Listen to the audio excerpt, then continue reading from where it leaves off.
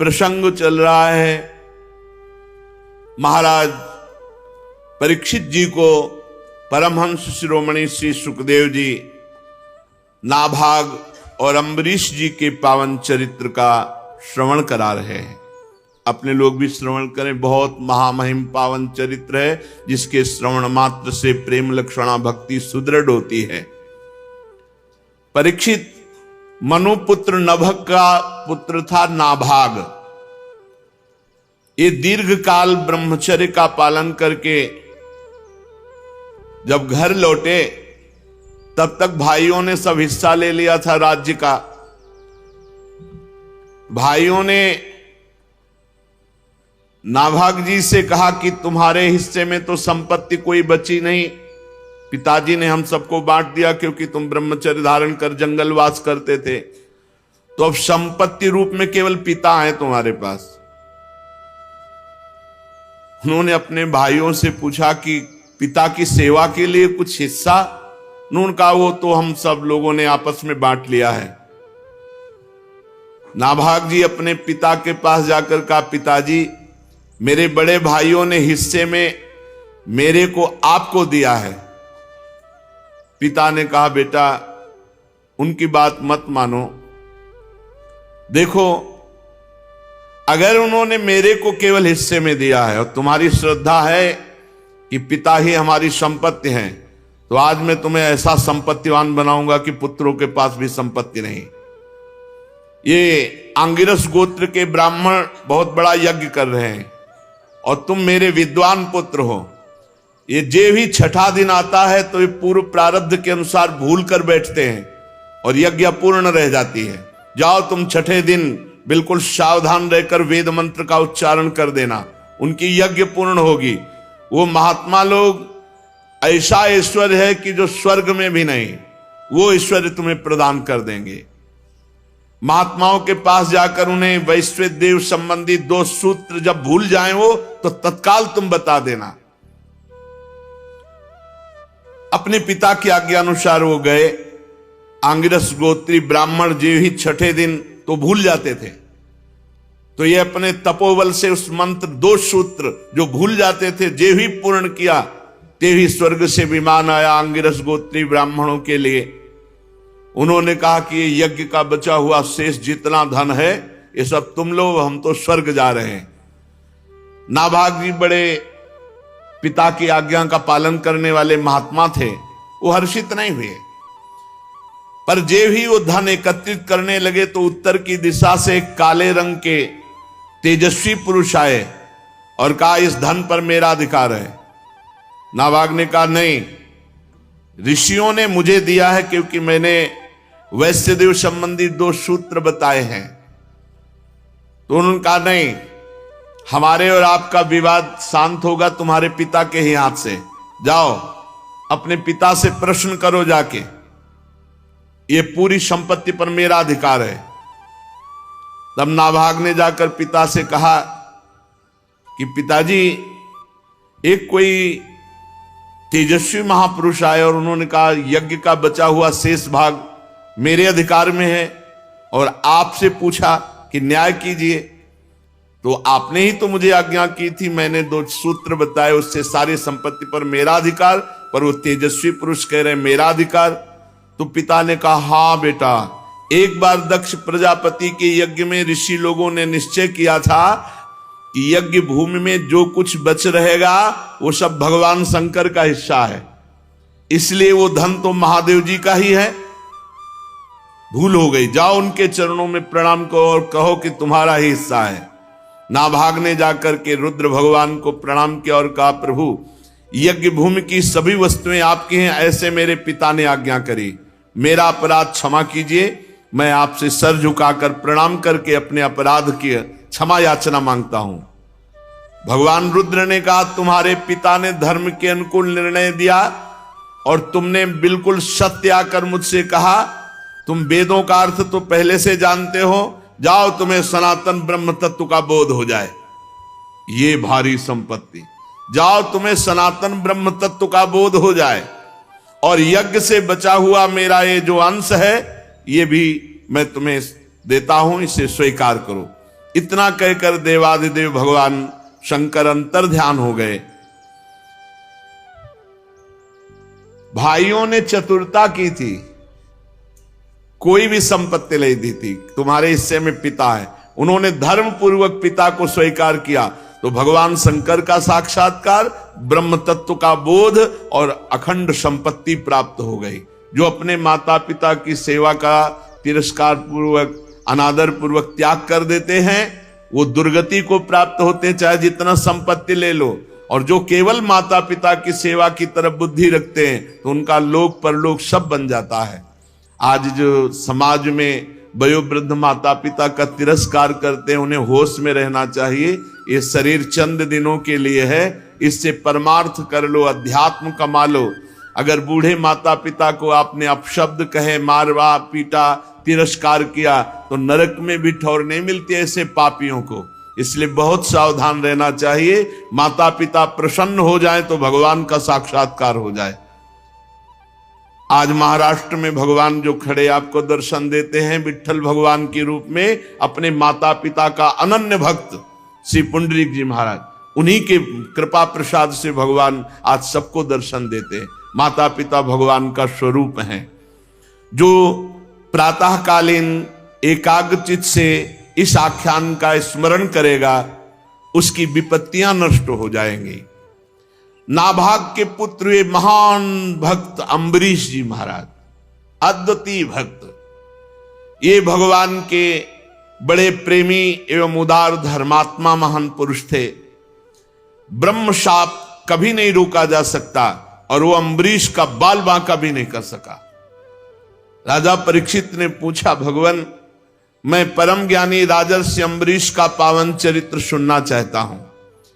ब्राह्मण ने क्रोधित होकर उन्हें शाप दे दिया। जो ब्रह्म शाप टाला नहीं जा सकता वो भी उनका कुछ नहीं बिगाड़ सका। ये बड़े आश्चर्य की बात है।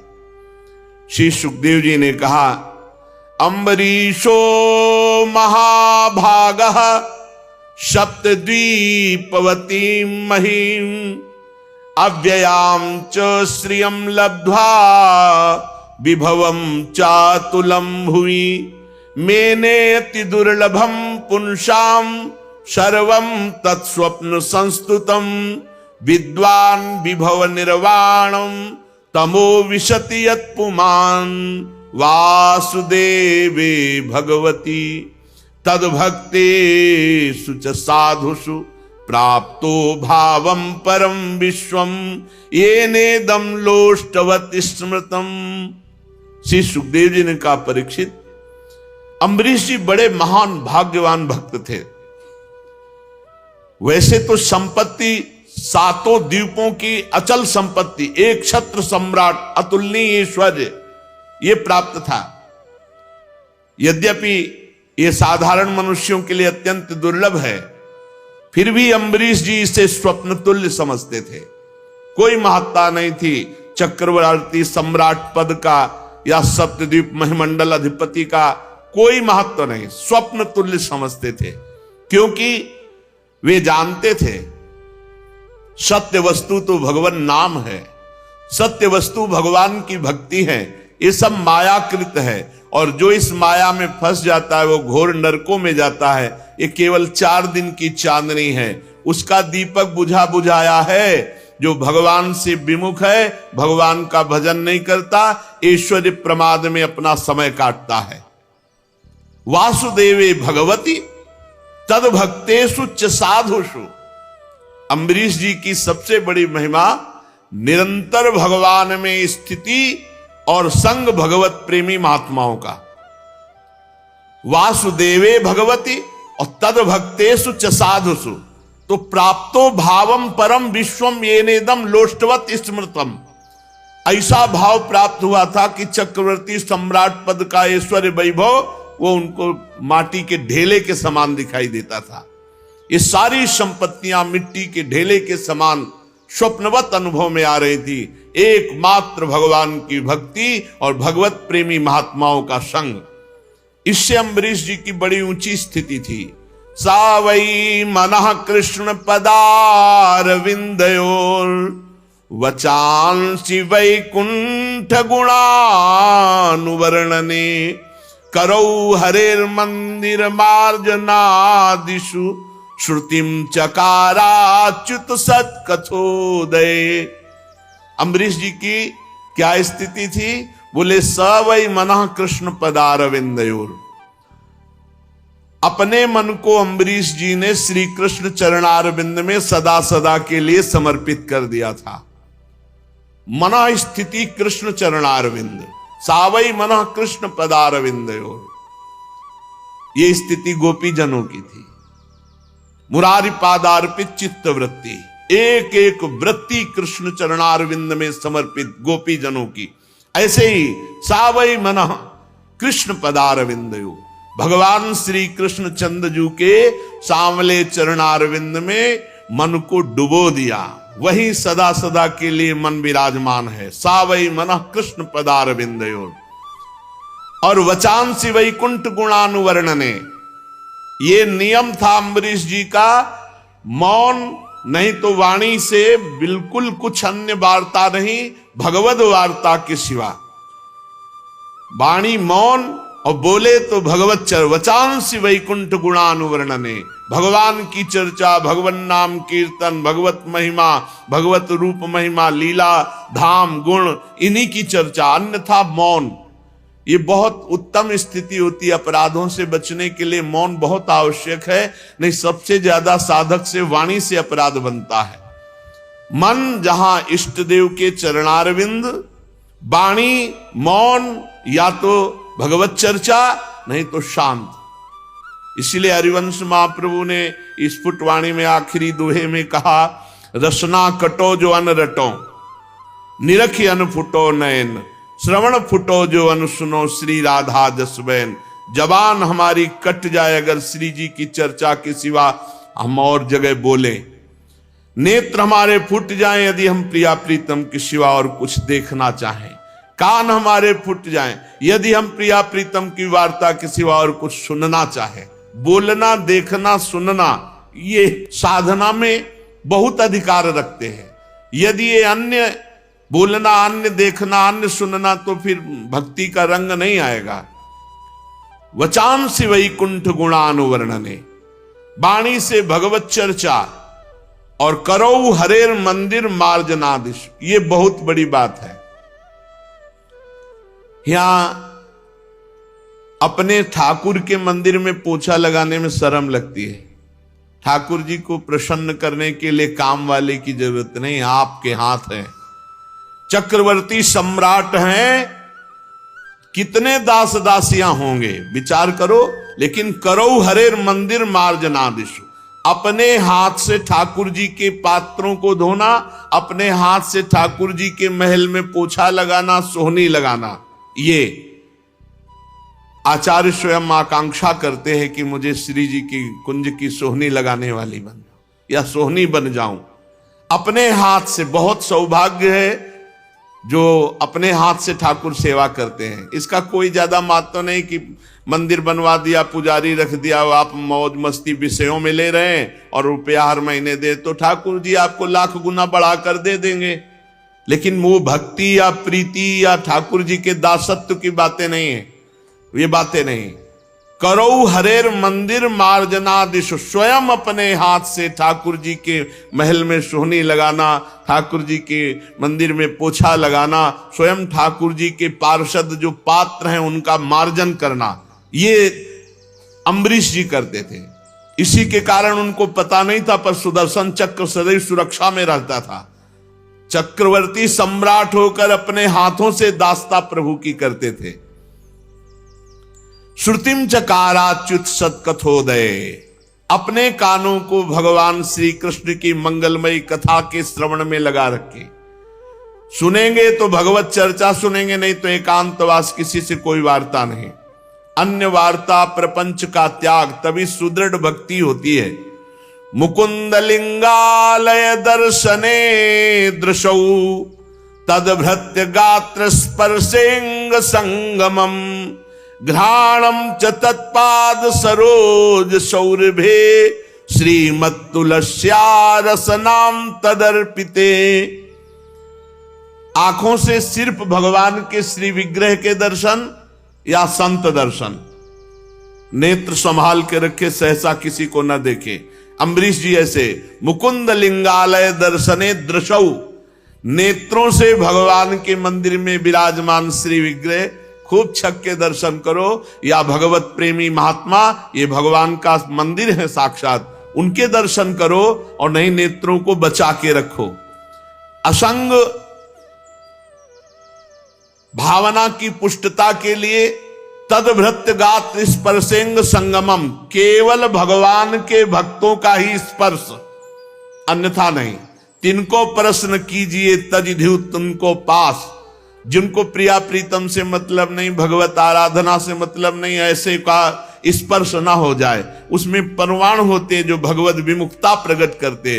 इसीलिए अम्बरीश जी तदभृत्य गात्र स्पर्शेंग संगमम, भगवत प्रेमी महात्माओं का स्पर्श, अन्यथा असंग, किसी का स्पर्श नहीं। घ्राणम च तत्पाद सरोज सौरभे श्रीमत तुलस्या रसनाम तदर्पिते। अगर हमें सुगंध लेनी है तो प्रभु का प्रसादी इत्र होगा, तो या श्री चरणों में चढ़ी हुई तुलसी या प्रभु के पुष्पमाला, उसी को घ्राणेंद्री में, अन्यथा घ्राणेंद्री पतिव्रता की तरह केवल प्रसादी, अमनिया कभी नहीं। और रसना प्रभु को अर्पित किए हुए नैवेद्य का, प्रसाद का, और प्रसाद में कभी बुद्धि, पदार्थ बुद्धि ना आने पावे, अन्न बुद्धि ना आने पावे कि अरे आज तो एकादशी है, आज तो प्रसाद, ये अन्न है, आज अन्न हो गया तो कल प्रसाद हो जाएगा क्या? और जब प्रसाद है तो सिर्फ प्रसाद है।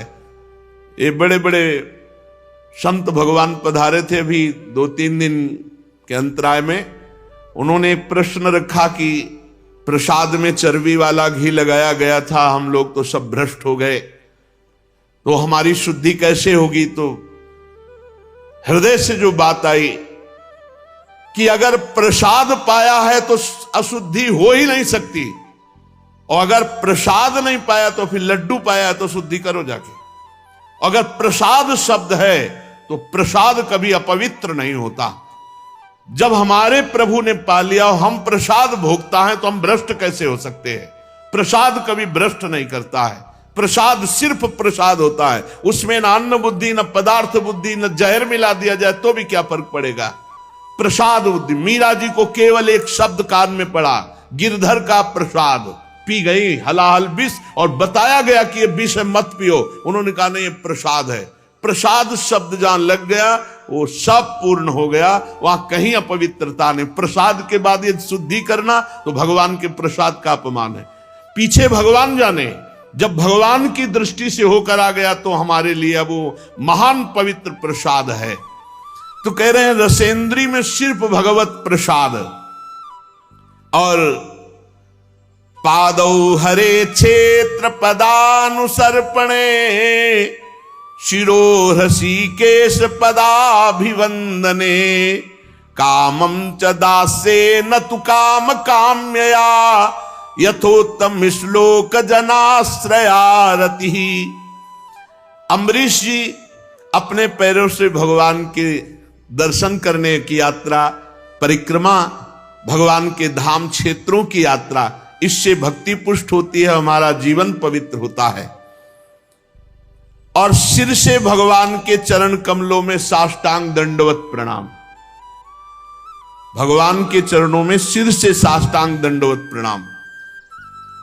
राजा अम्बरीश जी ने माला, चंदन आदि भोग सामग्री ये सब त्याग दिया था, भगवान की सेवा में समर्पित। स्वयं भोक्ता नहीं, भोक्ता भगवान, स्वयं प्रसादी। ये सब करते थे किस लिए? बोले भगवत प्रेम के लिए।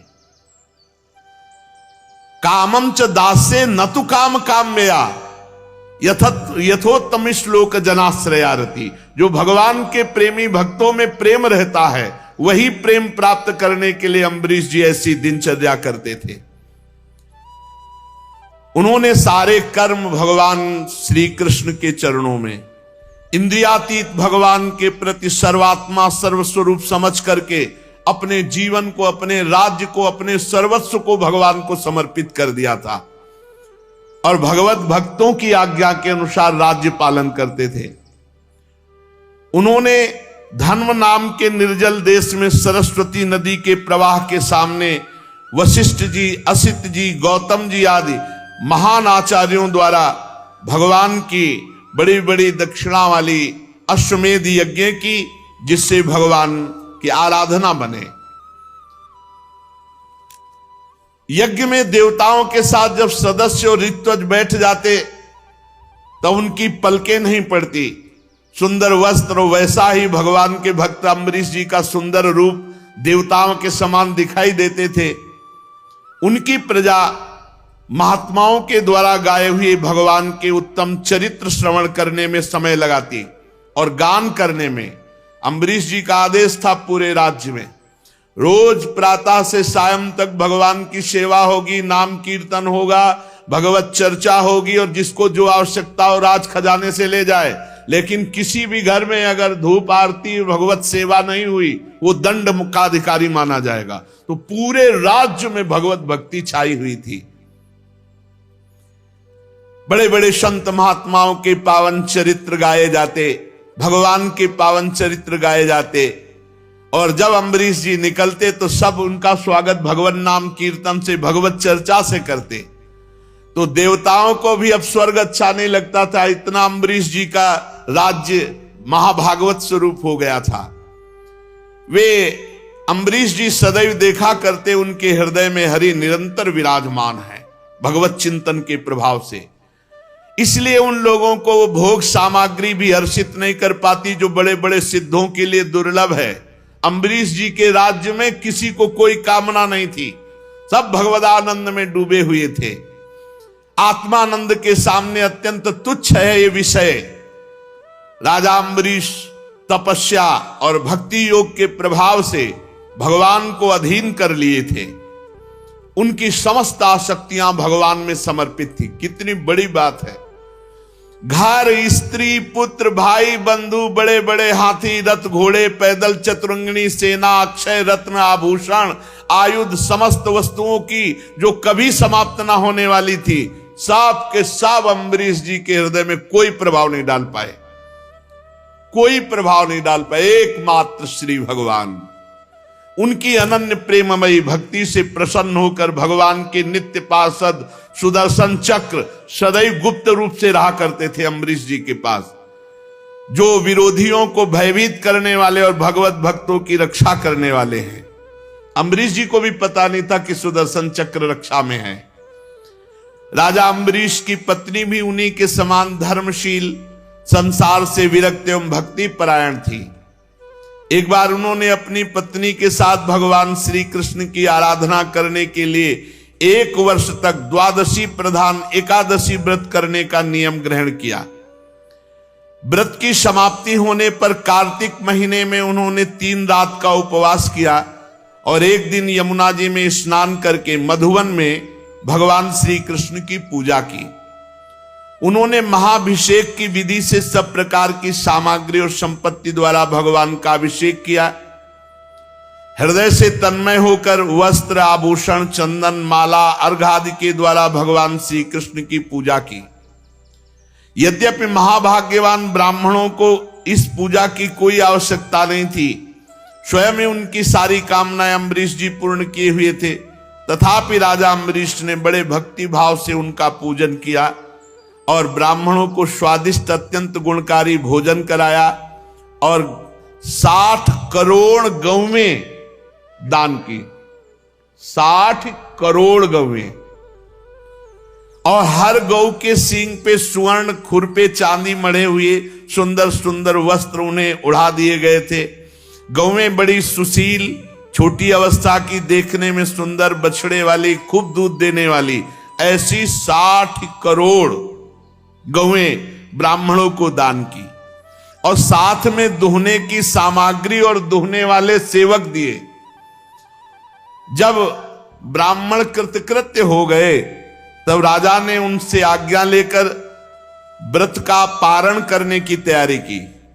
जे भी वो पारण करने के लिए आए उसी समय शाप और वरदान देने में समर्थ दुर्वासा जी वहां आए अतिथि के रूप में।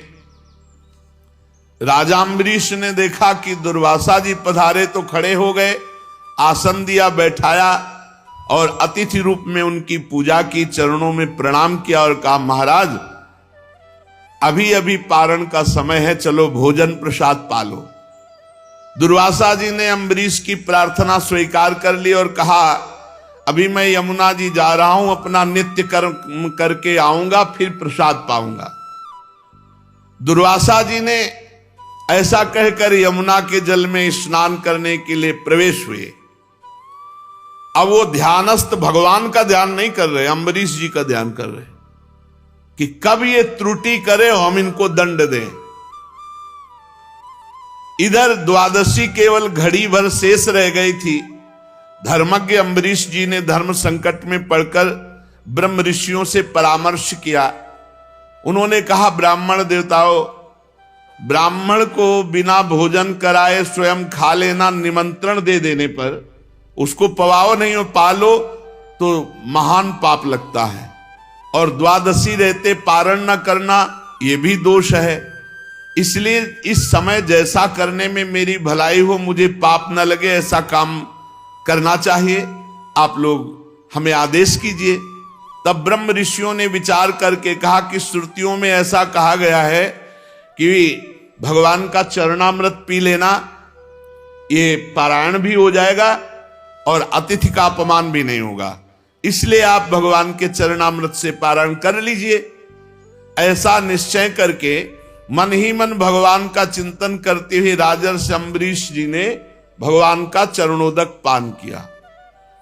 और दुर्वासा जी उधर ध्यान में देख ही रहे थे कि कोई हरकत ऐसी करें जो हम इनको दंड दें। बात यह थी कि भगवान की सभा में एक सत्र में यह हुआ कि इस समय त्रिभुवन में सबसे महान भक्त कौन है, तो अम्बरीश जी की चर्चा हुई। वहां दुर्वासा जी भी बैठे थे। अब ये महाराज वलकल की लंगोटी लगाते हैं, दूब का रस पीते हैं, उनकी तो बात आई नहीं। तो उनका चक्रवर्ती सम्राट राजा अम्बरीश ऐसा कैसा महान भक्त हो सकता है जो हम ऋषियों से भी आगे बढ़ गया, तो वही देखने के लिए, परीक्षा के लिए आए थे। जे ही देखा कि वो चरणामृत पान के सोई आ गए। वो तो अंतर ध्यान शक्ति संपन्न महात्मा है। आगे बढ़कर के राजा अम्बरीश जी ने हाथ जोड़ा, अभिनंदन किया, बस नाराज हो गए महाराज दुर्वासा जी और कहने लगे, पारायण कर लिया? तो कहा महाराज, क्रोध से थर थर कांपने लगे, भौं चढ़ गई, मुंह विकट हो गया और हाथ जोड़े अम्बरीश जी खड़े। कोई भय नहीं, क्योंकि भगवान के आश्रित है। हाथ जोड़कर खड़े अम्बरीश जी से डांट कर कहा, देखो तो सही ये कितना क्रूर है, ये धन के मद में मतवाला राजा देखो कितना बड़ा अपराध कर दिया। मुझ ऋषि को निमंत्रण दिया और बिना पवाए पारण कर लिया। भगवान की भक्ति तो छू नहीं गई, कहा जा रहा था ये महान भगत है। दुर्वासा जी तो दुर्वासा, आज इसने धर्म का उल्लंघन करके बड़ा अन्याय किया। देखो तो मैं इसका अतिथि होकर आया और इसने अतिथि सत्कार करने के लिए मुझे निमंत्रण भी दिया और मुझे बिना खिलाए इसने खा लिया। अच्छा, तो आज तक इसे अभी कभी किसी ऋषि से पाला नहीं पड़ा होगा। आज मैं इसे दिखाता हूं कि ब्रह्म ऋषि का अपमान करने का फल क्या होता है। और कहते कहते वो क्रोध में भर गए और अपनी एक जटा उखाड़ी और भूमि पर पटक दी। भयंकर कृत्या उत्पन्न हुई, मानो पूरे देश का नाश कर देगी। वो प्रलय काल की आग के समान दहक रही थी। अपने सामने अम्बरीश जी ने देखा कि भयंकर कृत्या वो राजा पर टूट पड़ी, अम्बरीश जी पर। उसके चलने के पैरों की धमक से पृथ्वी कांप रही थी। अम्बरीश जी मुस्कुराहट के सिवा और कुछ नहीं, केवल मुस्कुरा रहे हैं, सर झुकाए हुए कि अब जोई प्यारो करे सोई मोई भावे। हमारी तरफ से कोई त्रुटि नहीं, अगर प्रभु ऐसा दंड विधान किए होंगे तो निश्चित हो जाएगा। एक पग भी नहीं डरे ना हटे और कृत्या भयंकर आगे बढ़ती आ रही थी। ज्यों के त्यों खड़े थे और किसी को पता नहीं था कि परम पुरुष परमात्मा का दिव्य सुदर्शन चक्र अम्बरीश जी की रक्षा में है। ज्यों ही क्रोध से भवक्ति हुई वो कृत्या आगे बढ़ी, सुदर्शन चक्र जी ने जलाकर राख कर दिया कृत्या को भस्म कर दिया। अब जब दुर्वासा जी ने देखा कि मेरे तपस्या से प्रकट हुई कृत्या तो भस्म हो गई और सुदर्शन चक्र जी ने दुर्वासा जी की तरफ मुख किया, अब भागे दुर्वासा जी प्राण बचाने के लिए, क्योंकि अब सुदर्शन चक्र कोई साधारण अस्त्र तो है नहीं कि दुर्वासा जी रोक देंगे, तो भगवान श्री हरि का दिव्यास्त्र है। ऊंची ऊंची लपटे दावानल के समान और दुर्वासा जी आगे धीरे धीरे सुदर्शन चक्र जी, क्योंकि ताप भर देना मारना नहीं है, भागे भगवान के सुदर्शन चक्र के ताप से बचने के लिए। जब दुर्वासा जी ने देखा कि चक्र तो मेरा पीछा नहीं छोड़ रहा, तो मन के वेग से दौड़ने लगे, सुमेर पर्वत की गुफा में प्रवेश किया, वहां भी सुदर्शन चक्र। दुर्वासा जी जहां जा सकते वहां सुदर्शन चक्र क्यों नहीं जा सकता? तो जहां जहां दुर्वासा जी वहां सुदर्शन चक्र। दिशा आकाश पृथ्वी अतल वितल के लोक समुद्र लोकपाल सब जगह गए, जहां जहां गए सुदर्शन चक्र पीछा नहीं छोड़ा। जब उन्हें कहीं भी कोई रक्षक नहीं मिला तब तो डर गए, थक गए थे भाग भाग के। अब अपना त्राण पाने के लिए वो ब्रह्मा जी के पास ब्रह्मलोक में गए और कहा प्रभु मेरी रक्षा करो भगवान के सुदर्शन चक्र से। ब्रह्मा जी ने कहा मेरी सामर्थ्य नहीं, जब मेरी 2 परार्ध की आयु समाप्त होगी तो काल स्वरूप भगवान इस पूरी सृष्टि लीला को समेट लेंगे और इस जगत को जलाना चाहेंगे। उस समय भ्रूभंग मात्र में हमारा ब्रह्मलोक भी भस्म हो जाएगा, हमारी सामर्थ्य नहीं। ये सुदर्शन चक्र रुक जाए, मेरी सामर्थ्य नहीं, हम तो शरणागत हैं भगवान के। मैं भगवान शंकर दक्ष भृगु आदि प्रजापति भूतेश्वर देवेश्वर ये सब जिनकी बनाए नियमों में बंधे हैं, जिनकी आज्ञा का पालन करके हम संसार का हित करते हैं, ऐसे भक्त द्रोही को ब्रह्मलोक में कोई स्थान नहीं। तुरंत छोड़ दो, नहीं सुदर्शन चक्र ब्रह्मलोक को भस्म कर देगा। भक्त द्रोही के लिए ब्रह्मलोक में कोई स्थान नहीं, तुरंत छोड़ दो। जब ब्रह्मा जी ने ऐसा 2 टूक का उत्तर दे दिया, दुर्वासा जी भागे कि जिन्होंने मुझे प्रकट किया है वो भगवान शंकर हमारी रक्षा कर सकते हैं। कैलाश निवासी भगवान शंकर की शरण में गए। देवादिदेव महादेव जी ने कहा दुर्वासा, जिन अनंत परमेश्वर में ब्रह्मा जैसे जीव और उनके उपाधिभूत कोश इस ब्रह्मांड के समान ही अनेकों ब्रह्मांड समय पर पैदा होते हैं और समय आने पर फिर उनका पता भी नहीं चलता, जिनमें हमारे जैसे हजारों चक्कर काटते रहते हैं, उन प्रभु के संबंध में हम कुछ भी करने की सामर्थ्य नहीं रखते। मैं सनत कुमार नारद भगवान ब्रह्मा कपिल देव अपांतरतम देवल धर्म आसुरी मरीच आदि ये दूसरे सिद्धेश्वर हम सब भगवान की माया को नहीं जान सकते, उनकी माया के घेरे के अंतर में है। और ये सुदर्शन चक्र विश्वेश्वर भगवान का अस्त्र है, हम लोगों की सामर्थ्य नहीं कि इसे रोक सके। तुम इसी समय कैलाश से बाहर हो जाओ। जहां जाते हैं भक्त द्रोही को कहीं भी ठौर नहीं। भगवान महादेव जी ने तुरंत कहा तुम कैलाश छोड़ दो। अब वहां से निराश होकर दुर्वासा जी भागे। एक ही स्थान बचा भगवान वैकुंठनाथ का। वैकुंठ पहुंचे, वहां लक्ष्मीपति भगवान श्री हरि विराजमान थे। दुर्वासा जी सुदर्शन जी के आग से जल रहे थे, वे कांपते हुए भगवान की शरण में गिर पड़े और उन्होंने कहा हे अच्युत हे अनंत, आपका एक व्रत है, कोई कैसा भी हो आपकी शरण में आ जाए आप रक्षा करते हैं, इसलिए मैं आपकी शरण में हूं, आप अपने सुदर्शन चक्र से बचा लो। हे जीवन दाता, मैं अपराधी हूं, मेरी रक्षा कीजिए। आपका परम प्रभाव ना जानने के कारण मैंने आपके भक्त का अपराध किया, प्रभु आप मुझे बचा लीजिए। हमने तो सुना है आपका नाम उच्चारण कर ले तो जीव नरक से मुक्त हो जाता है, फिर हम आपकी शरण में, आप सुदर्शन चक्र से मुझे बचा लीजिए।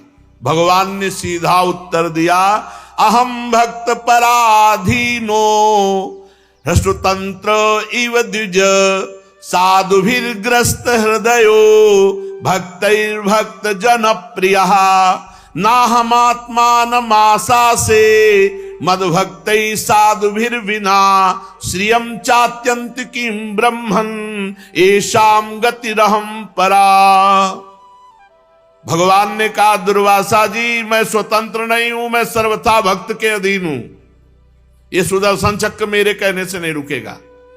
मुझ में तनिक भी स्वतंत्रता नहीं है। मेरे सीधे साधे सरल भक्तों ने मेरे हृदय को अपने हाथ में कर रखा है। भक्तजन मुझसे प्यार करते और मैं उनसे। भक्त मेरा हृदय, मैं उनका हृदय हूं। एकमात्र उनका आश्रय मैं हूं। इसलिए अपने साधु स्वभाव भक्तों को छोड़कर मैं ना तो अपने आप को चाहता हूं और ना अपनी अर्धांगिनी विनाश रहित लक्ष्मी को भी उतना प्यार करता हूं जितना प्यार भक्तों को करता हूं। ये दारागार पुत्राप्तान प्राणान वित्तमिमं परम हित्वा मां शरणं याताः कथं तास्त्यक्तुमुत्सहे। दुर्वासा, जिन भक्तों ने स्त्री पुत्र घर गुरुजन प्राण धन इहलोक परलोक सब कुछ छोड़कर मेरी केवल शरण लिए, उसे मैं छोड़ने का संकल्प भी कैसे कर सकता हूं। मयि निर्बद्ध हृदयाः साधवः समदर्शनाः वशीकुर्वन्ति मां भक्त्या सती स्त्रिया सत्पतिम यथा।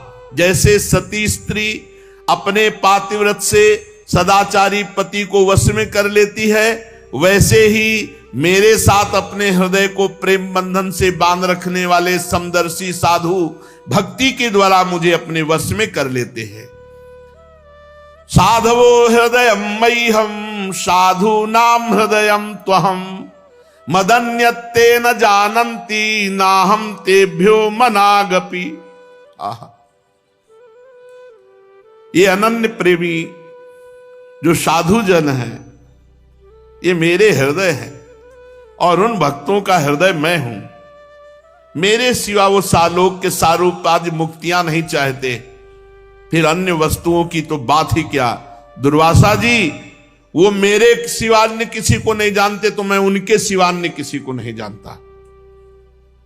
सुनिए, आप मेरी शरण में आए हो, दुहाई दी कि आपकी शरण में आने पर रक्षा होती तो मैं उपायम कथयिष्यामि तव विप्र शृणुष्व तत्। मैं तुम्हें उपाय बताता हूं, जाओ अम्बरीश जी के पैर पकड़ लो, बच जाओगे। अगर अम्बरीश जी के चरण नहीं पकड़ोगे तो विश्व ब्रह्मांड में कहीं भाग के जाओ, ये सुदर्शन चक्र तुम्हें चैन नहीं लेने देगा, तुम्हारा अमंगल हो जाएगा। अगर अमंगल से बचना है तो अम्बरीश जी के चरण पकड़ो। देखो, भगवान सर्व सामर्थ्यशाली हैं, लेकिन भक्त द्रोह को कहीं भी ना ब्रह्मा जी ने शरण दी, न महादेव जी ने और न स्वयं हरि ने। इसमें संदेह नहीं कि ब्रह्म ऋषियों की तपस्या और विद्या परम कल्याण का साधन है, परंतु यदि उद्दंड हो जाए, अन्यायी हो जाए तो उल्टा फल देने वाली होती। इस समय तुमने उद्दंडता की, एक महान भागवत को कृत्या प्रकट करके धमकाने और मारने की चेष्टा की। जाओ, नाभाग नंदन परम भाग्यशाली राजा अम्बरीश जी के चरणों में पड़ जाओ और वो क्षमा कर दें, तभी आपको शांति मिलेगी, दूसरा कोई उपाय नहीं। परीक्षित, जब भगवान ने इस प्रकार आज्ञा दी तो सुदर्शन चक्र की ज्वाला से जलते हुए दुर्वासा जी दौड़ते हुए अम्बरीश जी के पास आए और अत्यंत दुखी होकर साष्टांग लौट गए चरणों में, अम्बरीश जी के चरणों में। दुर्वासा जी की चेष्टा देख करके अम्बरीश जी महाभागवत हैं, वो बड़े लज्जा से युक्त हुए और भगवान के सुदर्शन चक्र की स्तुति करने लगे। उस समय उनका हृदय दयावश अत्यंत पीड़ित हो रहा था। अम्बरीश जी ने कहा, त्वामग्निर् भगवान सूर्य त्वं सोमो ज्योतिषां पतिः त्वमापस्त्वं क्षितिर्व्योमो वायुर्मात्रेन्द्रियाणि च सुदर्शन नमस्तुभ्यं सहस्राराच्युत प्रिय सर्वास्त्रघातिनो विप्राय स्वस्ति भूया इडस्पते। प्रभु सुदर्शन, आपको नमस्कार है। आप अग्नि स्वरूप हैं, आप परम समर्थ सूर्य स्वरूप हैं, समस्त नक्षत्र मंडल के अधिपति चंद्रमा के भी आप स्वरूप हैं, जल पृथ्वी आकाश वायु पंच तन्मात्रा संपूर्ण इंद्रियों के रूप भी आप हैं। भगवान के प्यारे हजार चक्र वाले सुदर्शन देव, मैं आपको नमस्कार करता हूं। किसी भी शस्त्र अस्त्र की सामर्थ्य नहीं कि आपको रोक सके। हमारी प्रार्थना है कि आप इन ब्रह्म ऋषि की रक्षा कीजिए। आप ही धर्म मधुर एवं सत्यवाणी हैं। आप ही समस्त यज्ञों के अधिपति स्वयं यज्ञ हैं। आप समस्त लोकों के रक्षक सर्वलोक स्वरूप हैं। आप परम पुरुष परमात्मा के श्रेष्ठ तेज हैं। हे सुदर्शन चक्र, आप समस्त धर्मों की मर्यादा के रक्षक हैं। अधर्म का आचरण करने वाले असुरों को भस्म करने के लिए आप साक्षात अग्नि हैं। आप ही तीनों लोकों के रक्षक एवं विशुद्ध तेजों में हैं। आपकी गति मन के वेग के समान है। आपके कर्म अद्भुत है। हे सुदर्शन चक्र, मैं आपकी स्तुति करता हूं, आपको नमस्कार करता हूं।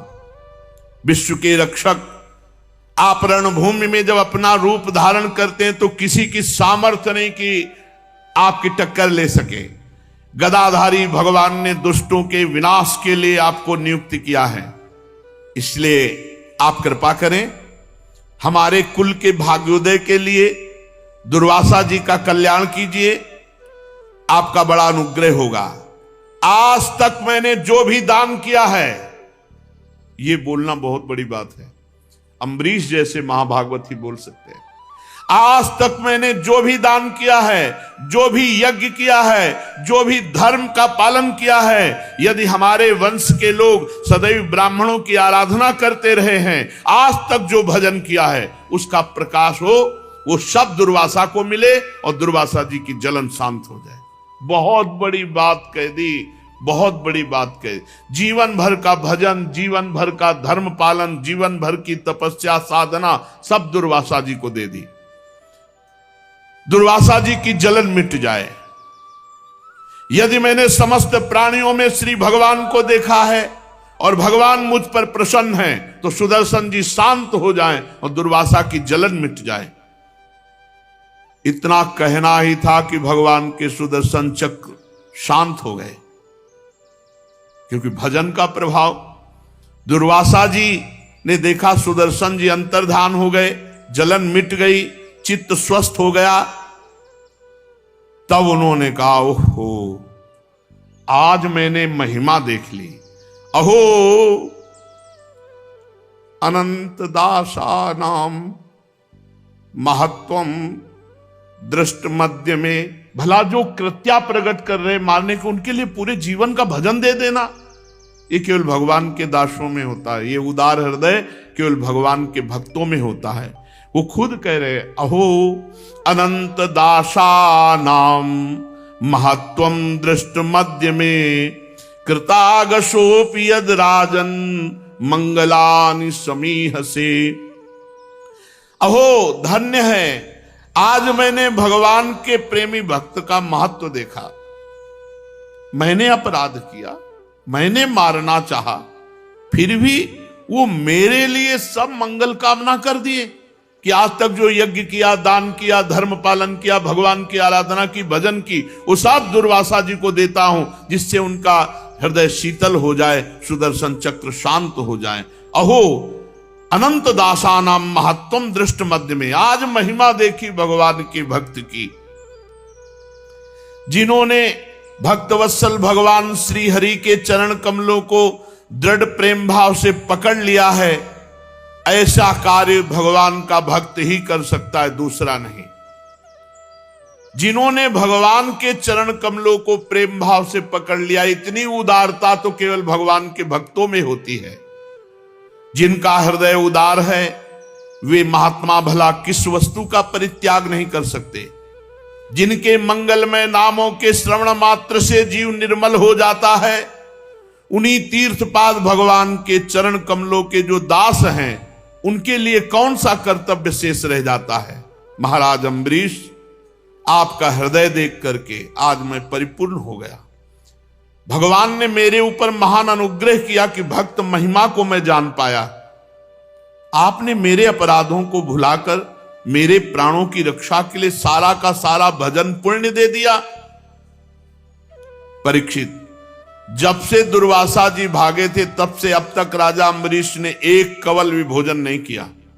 वही चरणामृत लिए उनके लौटने की बाट देख रहे थे। अब उन्होंने दुर्वासा जी को चरण पकड़ लिए और प्रसन्नता पूर्वक उनको भोजन पवाया। राजा अम्बरीश बड़े आदर से अतिथि के योग्य सब प्रकार भोजन सामग्री लाए और दुर्वासा जी ने खूब तृप्त होकर भोजन पाया और फिर कहा, राजन अब आप भी भोजन प्रसाद पाइए। अम्बरीश जी, आप भगवान के परम प्रेमी भक्त हैं। मैं ये समझता हूं कि आज जो आपका दर्शन, स्पर्श और बातचीत करने का सौभाग्य मिला वो भगवान मधुसूदन की कृपा से। क्या अनुभव हुआ दुर्वासा जी को? भगवान की कृपा का अनुभव, भक्त दर्शन, भक्त संभाषण, भक्त सानिध्य। स्वर्ग की देवांगनाएं आपके इस उज्जवल चरित्र का गान करेंगी।